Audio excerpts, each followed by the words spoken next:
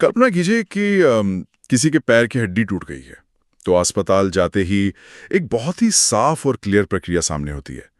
मरीज का एक्सरे होता है और डॉक्टर तुरंत बता देते हैं कि समस्या कहाँ है और इसको ठीक होने में कितने दिन लगेंगे। हाँ बिल्कुल, सब कुछ एकदम ट्रांसपेरेंट होता है वहाँ पर, एक तय प्रक्रिया के तहत। सही बात है।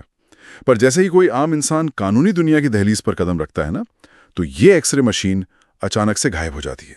कचहरी, कोर्ट, फाइलें, ये सब आम इंसान के लिए एक बहुत ही डरावनी तस्वीर पेश करते हैं। एकदम सही कहा। और बिना एक्सरे के अपना इलाज करवाने जैसी जो मजबूरी है, उसे ही खत्म करने के लिए आज हम इस गहन चर्चा में एक बहुत ही दिलचस्प स्रोत का विश्लेषण कर रहे हैं। राइट। हमारे पास आज अधिवक्ता मनीष शुक्ला और उनके सहयोगियों द्वारा जारी की गई एक घोषणा है, जिसमें उन्होंने एक धारा 138 मास्टर क्लास श्रृंखला शुरू करने की बात कही है। हाँ, और सुनने वालों को बता दूं कि ये कोई आम कानूनी विज्ञापन नहीं है, बल्कि चेक बाउंस के मामलों को पूरी तरह समझने के लिए एक कंप्लीट लीगल रोड मैप देने का दावा है। इसका मिशन ही यही है कि आम जनता इस प्रक्रिया को समझे। तो इस घोषणा की सबसे दिलचस्प बात क्या लगी आपको? क्योंकि इसका जो अप्रोच है वो ट्रेडिशनल वकीलों वाले धर्रे से काफी अलग लग रहा है। अरे बहुत अलग है। अमूमन वकीलों का मैसेज क्या होता है कि आप मुसीबत में हैं, हमें फीस दीजिए, हम आपका केस लड़ लेंगे। पर ये स्रोत कह रहा है कि हम आपको सिखाएंगे कि ये पूरी प्रक्रिया काम कैसे करती है। और जब हम धारा 138 की बात करते हैं, मतलब चेक बाउंस के मामलों की, तो हमें ये नहीं भूलना चाहिए कि अदालतों में जो करोड़ों केस पेंडिंग है, उनमें से एक बहुत बड़ा हिस्सा इन्हीं मामलों का है। बिल्कुल। छोटे दुकानदार से लेकर बड़ी कॉरपोरेट कंपनियों तक हर कोई कभी न कभी इस समस्या से जूझता ही है। आगे बढ़ने से पहले ना इस भारी भरकम शब्द को थोड़ा आसान कर देते हैं सुनने वालों के लिए। स्रोत में नेगोशिएबल इंस्ट्रूमेंट्स एक्ट की धारा 138 का जिक्र है। ये आम आदमी के लिए क्या सिर्फ एक टूटा हुआ वादा नहीं है? कानूनी नजरिए से देखें तो ये सिर्फ वादा तोड़ना नहीं है। अगर किसी ने उधार लिया और वापस नहीं किया तो वो एक सिविल केस है, यानी दीवानी मुकदमा, जिसमें कई साल लग जाते हैं। पर ये एक्ट एक चेक को सिर्फ कागज का टुकड़ा नहीं रहने देता। अच्छा, तो फिर वो क्या बन जाता? एक कानूनी हथियार। अगर किसी ने आपको चेक दिया और वो बैंक में बाउंस हो गया, तो धारा 138 इसे एक क्रिमिनल ऑफेंस यानी एक आपराधिक मामला बना देती है। इसमें सीधे जुर्माना या जेल हो सकती है। ओह वाओ, तभी इसके नियम इतने सख्त होते हैं। ये एक बहुत ही जरूरी अंतर था। और इसकी गंभीरता को देखते हुए इस स्रोत का एक हिस्सा मुझे सच में बहुत चौंकाता है। किस हिस्से की बात कर रहे हैं आप? अरे, इनके मास्टर क्लास के कंटेंट पर आने से पहले मनीष शुक्ला एंड एसोसिएट्स ने जो अपने संपर्क करने के नियम बताए हैं ना, वो देखिए। उन्होंने एक हेल्पलाइन नंबर दिया है 9839036853। पर इसके साथ जो शर्तें हैं वो किसी आम सर्विस प्रोवाइडर के नजरिए से काफी सख्त हैं। हाँ, उन्होंने लिखा है कि इस नंबर पर स्ट्रिक्टली सिर्फ व्हाट्सएप मैसेज किया जा सकता है। और सिर्फ यही नहीं, अगर किसी को बहुत जरूरी कॉल करनी ही है तो उसका समय रात 8 बजे से 10 बजे के बीच तय किया गया है। कोई भी पीआर एजेंसी तो यही कहेगी कि भाई ये तो अपने क्लाइंट्स को दूर भगाने वाला नियम है। बाहर से देखने पर शायद ऐसा ही लगे, पर कानूनी पेशे की असलियत में ये एक बहुत ही डीप प्रोफेशनल रवैये को दिखाता है। अगर हम बड़े पैमाने पर सोचें तो दिन का समय तो अदालतों के लिए होता है ना। हाँ, कोर्ट तो दिन में ही चलती है। एक वकील सुबह 10 से शाम 5 बजे तक जजेस के सामने जिरा कर रहा होता है, गवाहों से सवाल पूछ रहा होता है।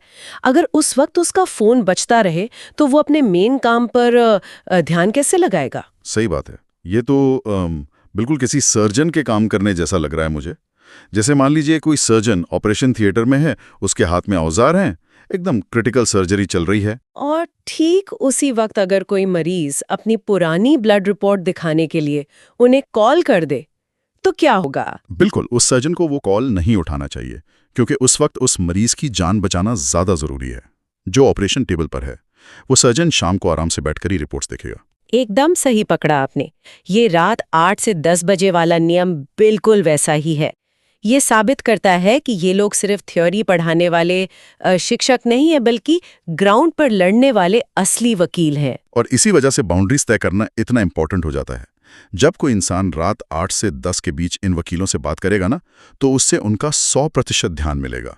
उस समय सामने कोई जज या कोई दूसरी फाइल नहीं होगी। सही कहा। ये नियम इस बात की गारंटी देता है कि कानूनी विमर्श में जो फोकस चाहिए वो पूरी तरह मिले। और जब इस लेवल के अनुशासित लोग एक मास्टर क्लास लेकर आते हैं तो मतलब समझ लीजिए वो टाइम वेस्ट करने नहीं आ रहे हैं। तो अब उस मेन सवाल पर आते हैं कि अगर उनका समय इतना ही कीमती है तो वो एक मास्टर क्लास में से क्यों लगा रहे हैं। इस नई श्रृंखला का नाम रखा गया है चेक बाउंस से जजमेंट तक, धारा 138 मास्टर क्लास श्रृंखला। हाँ, स्रोत के अनुसार इसका मकसद नोटिस भेजने से लेकर आखिरी फैसले तक हर एक स्टेप को डिटेल में सिखाना है। पर यहाँ मेरे दिमाग में एक गंभीर आपत्ति है इस सोच को लेकर। अच्छा, कैसी आपत्ति? अरे जरा सोचिए, जब कोई आम इंसान कोर्ट जाता है तो वो पहले से ही बहुत टेंशन में होता है। जिसे सिरदर्द की दवा चाहिए उसे पूरी फार्मेसी की पढ़ाई क्यों करवाई जा रही है? आपको लगता है कि ये जानकारी उनके लिए ओवरलोड हो जाएगी? बिल्कुल। अगर किसी का पैसा फंसा है तो उसे बस पैसे वापस चाहिए। उसे क्यों जानना है कि लीगल नोटिस का ड्राफ्ट कैसे बनता है या जिरा में क्या सवाल होंगे। सच कहूं तो ऐसी स्थिति में कभी कभी अज्ञानता ही आनंद है। बहुत ज्यादा डिटेल इंसान को और डरा सकती है। ये बहुत ही नेचुरल डर है आपका, पर कानूनी दुनिया में अज्ञानता आनंद है वाली कहावत सबसे बड़ा धोखा है। कोर्ट में आपकी ये अज्ञानता आपको एक बहुत डरावने अंधेरे में धकेल देती है। वो कैसे? थोड़ा डिटेल में बताइए। जैसे किसी व्यापारी का लाखों रुपए का चेक बाउंस हो गया। उसे लगता है कि बस पुलिस स्टेशन जाकर कंप्लेन लिखवानी है। लेकिन धारा 138 का स्ट्रिक्ट नियम है कि चेक बाउंस होने के एग्जैक्टली 30 दिन के भीतर आपको एक लीगल नोटिस भेजना ही होता है। वेट, सच में? अगर 30 दिन के बाद भेजा तो? अगर आपने गलती से 31वें दिन नोटिस भेजा तो आपका केस शुरू होने से पहले ही खत्म, जीरो। ओ भाई, मतलब सिर्फ एक दिन की देरी से पूरा का पूरा लाखों का दावा हवा हो जाएगा। बिल्कुल। और सिर्फ इतना ही नहीं, नोटिस मिलने के बाद सामने वाले को पैसे चुकाने के लिए 15 दिन का समय देना पड़ता है। अगर आपने गुस्से में आकर 14वें दिन ही केस फाइल कर दिया तो भी आपका केस खारिज हो जाएगा। अरे बाप रे, ये तो मजाक बन जाएगा फिर किसी आम इंसान के लिए। वही तो मैं कह रही हूँ। जब किसी इंसान को ये टेक्निकल रोड मैप पता ही नहीं होगा तो वो कोर्ट की हर तारीख पर एक चुपचाप मूक दर्शक बना रहेगा। वो हमेशा इस डर में जिएगा कि आज वकील साहब क्या करने वाले हैं। तो इसका मतलब ये मास्टर क्लास उस डर को खत्म करने के लिए है। जब आपको हर स्टेप पता होता है तो वो अंधेरा छट जाता है। ये कानूनी नॉलेज फिर डराती नहीं है ना, बल्कि सशक्त बनाती है। एकदम सही। और इस रोड मैप को कोई एक इंसान अकेले नहीं समझा रहा। स्रोत में 3 अलग-अलग एक्सपर्ट्स का नाम है जो एक बहुत ही कमाल का 3D यानी त्रिआयामी ढांचा तैयार करते हैं। हाँ, ये मैंने भी नोट किया। मनीष शुक्ला जी कानूनी और स्टेप बाय स्टेप प्रोसेस समझाएंगे। उनके सहयोगी अमन बाजपेयी जी प्रैक्टिकल एस्पेक्ट्स और ग्राउंड लेवल के एक्सपीरियंस पर बात करेंगे। और अविनाश साहू जी स्ट्रैटेजी यानी रणनीति पर फोकस करेंगे। और ये 3D अप्रोच इसलिए बेस्ट है क्योंकि कानून सिर्फ किताबों में लिखी बातों से थोड़ी ना चलता है, उसे ग्राउंड पर आना ही पड़ता है। इसे समझाने के लिए ना मुझे एक ऐतिहासिक किले का उदाहरण ध्यान आ रहा है। मान लीजिए किसी किले को सुरक्षित करना है तो मनीष जी यहाँ उस मेन आर्किटेक्ट की तरह है जो किले का नक्शा बताते हैं कि कानून क्या कहता है। बहुत बढ़िया उदाहरण है। पर अगर दुश्मन उस किले की दीवार पर चढ़ रहा हो तो सिर्फ नक्शे को देखकर तो जंग नहीं जीती जा सकती ना। नक्शा ये नहीं बताता कि बारिश के वक्त दीवार की मिट्टी कितनी फिसलेगी। एकदम सही। यहीं पर आमन जी आते हैं पिक्चर में। वो उस ग्राउंड कमांडर की तरह हैं। वो बताते हैं कि असलियत में सैनिक काम कैसे करेंगे, कीचड़ और तीरों का सामना कैसे होगा। हाँ, क्योंकि कोर्टरूम की असली दुनिया बिल्कुल अलग होती है। कानून कहता है कि समन्स भेजा जाएगा, पर ग्राउंड रियलिटी ये है कि अगर एड्रेस में एक शब्द भी गलत हो या पोस्टमैन ने घर बंद लिख दिया तो आपका केस महीनों तक वहीं अटका रहेगा। अमन जी बताएंगे कि इस अड़चन को कैसे दूर करें। और फिर आते हैं हमारे तीसरे एक्सपर्ट अविनाश जी, जो मास्टर स्ट्रैटेजिस्ट की भूमिका में है। नक्शा बन गया, फौज तैयार है, बस स्ट्रैटेजी ही तय करेगी कि दुश्मन के काउंटर अटैक का जवाब कैसे देना है। बिल्कुल। रणनीति किसी भी लड़ाई का सबसे धारदार हथियार होती है। जैसे चेक बाउंस के केस में कोर्ट में जाकर सिर्फ ये रोना कि मैंने चेक नहीं दिया, ये एक बहुत ही वीक स्ट्रैटेजी है। अच्छा, तो फिर एक स्ट्रॉन्ग स्ट्रैटेजी क्या होगी इस केस में? एक अच्छी स्ट्रैटेजी ये हो सकती है कि कोर्ट में ये साबित किया जाए कि ये चेक किसी उधार को चुकाने के लिए नहीं बल्कि एक सिक्योरिटी के तौर पर दिया गया था। इन दोनों बातों का लीगल नतीजा जमीन आसमान का अंतर लाता है। अरे वाह, ये तो पूरा गेम ही पलट देगा। सच में कानून, व्यावहारिकता और रणनीति, इन तीनों का कॉम्बिनेशन ही इसे एक मास्टर क्लास बनाता है। पर इस पूरे रोड मैप में ना स्रोत की एक बात मुझे थोड़ी विरोधाभासी लगी। विरोधाभासी? वो कौन सी बात है? उसमें बहुत साफ शब्दों में लिखा है कि ये मास्टर क्लास इस तरह डिजाइन की गई है कि वादी यानी जिसका पैसा फंसा है और प्रतिवादी यानी जिस पर पैसा ना देने का आरोप है, दोनों को सिखाया जाएगा। तो इसमें गलत क्या लगा आपको? अरे थोड़ा अजीब नहीं लगता कि एक ही क्लास में आप हमला करने वाले और अपना बचाव करने वाले दोनों को सीक्रेट्स बता रहे हैं? क्या ये दुश्मन को अपने राज देने जैसा नहीं है? पहली नजर में देखें तो शायद अजीब लगे, पर सच्ची कानूनी नॉलेज कभी किसी एक पक्ष की सगी नहीं होती। कानून की नज़र में दोनों को अपना पक्ष रखने का पूरा हक है। इसे शतरंज के खेल से समझते हैं। तो मतलब अगर मैं सिर्फ सफेद मोहरों की चाल जानता हूं और मुझे काले मोहरों की चाल का बिल्कुल आइडिया नहीं है, तो मैं मैच कैसे जीतूंगा? एग्जैक्टली। एक शक्तिशाली वादी को पता होना ही चाहिए कि सामने वाला प्रतिवादी क्या डिफेंस लेने वाला है। अगर उसे नहीं पता कि सामने से सिक्योरिटी चेक वाली दलील आने वाली है, तो वो कोर्ट में अचानक ब्लैंक हो जाएगा। हाँ, और वही बात प्रतिवादी पर भी लागू होती है कि वादी क्या अटैक कर सकता है। बिल्कुल। जब दोनों साइड्स को पूरी लीगल प्रोसेस और अपने अधिकारों का ज्ञान होता है, तभी केस में फालतू भटकाव नहीं आता। तब लड़ाई सिर्फ कहानियों पर नहीं, बल्कि ठोस तथ्यों और आर्ग्यूमेंट्स पर लड़ी जाती है।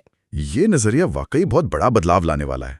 अक्सर हम यही सोचते हैं कि वकीलों के पास कुछ मैजिक ट्रिक्स होती हैं जो वो बस बंद कमरों में छुपा कर रखते हैं, पर यहाँ तो हर एक स्ट्रैटेजी को खुले मंच पर लाया जा रहा है। हाँ, और इससे मैं एक चीज कहूंगी कि ये लीगल नॉलेज का लोकतंत्रीकरण है। जो चीजें पहले सिर्फ कुछ खास लोगों तक सीमित थीं, उन्हें अब एक सिस्टमैटिक रोड मैप के रूप में सबके सामने रखा जा रहा है। तो अगर हम इस पूरे विश्लेषण को समेटें, तो एक बात बहुत साफ है। मनीष शुक्ला एंड एसोसिएट्स की ये अनाउंसमेंट सिर्फ एक ऐड नहीं है, ये कानूनी दुनिया के धुंधले शीशे को साफ करने की एक बड़ी पहल है। जजमेंट तक सिर्फ एक नाम नहीं, बल्कि डर और अज्ञानता का सीधा इलाज है। मनीष जी का कानून, अमन जी का ग्राउंड एक्सपीरियंस और अविनाश जी की स्ट्रैटेजी सच में कोर्ट के भूल भुलैया का एक आसान नक्शा बनाती हैं। और सबसे अच्छी बात यह है कि ये नक्शा दोनों पक्षों को बराबर ताकत देता है। ये सिर्फ केस जीतने की बात नहीं है, बल्कि सिस्टम में आम जनता का विश्वास लौटाने की बात है। बिल्कुल सही। और इसी के साथ इस चर्चा के अंत में हम सुनने वालों के लिए एक बहुत ही गहरा विचार छोड़कर जाना चाहेंगे। जरूर। शुरुआत में हमने कानूनी दुनिया को एक बिना एक्सरे वाली मेडिकल प्रक्रिया जैसा बताया था, जिसमें आम इंसान को पता ही नहीं होता उसके साथ क्या हो रहा है। तो जरा सोचिए, अगर धारा 138 जैसे टेक्निकल केस को एक मास्टर क्लास के रूप में इतने ट्रांसपेरेंट तरीके से समझाया जा सकता है, तो आगे क्या हो सकता है? हाँ, आने वाले समय में दूसरे कानून भी ऐसे ही आसान हो सकते हैं। बिल्कुल, जैसे पुश्तैनी जमीन के विवाद हो गए, या डिवोर्स के मामले, या फिर आजकल के बढ़ते साइबर क्राइम। क्या इन सब के लिए भी ऐसे कंप्लीट रोड मैप बाहर आएंगे? क्या इस तरह की कोशिशों से आम इंसान के मन में जो पीढ़ियों से कोर्ट कचहरी का डर बैठा हुआ है, वो हमेशा के लिए मिट जाएगा? इस पर विचार जरूर कीजिएगा, क्योंकि अगर ऐसा हुआ तो कोई भी इंसान कोर्ट की सीढ़ियां चढ़ते हुए डरावा नहीं होगा, बल्कि पूरी तरह से आश्वस्त और सशक्त होगा।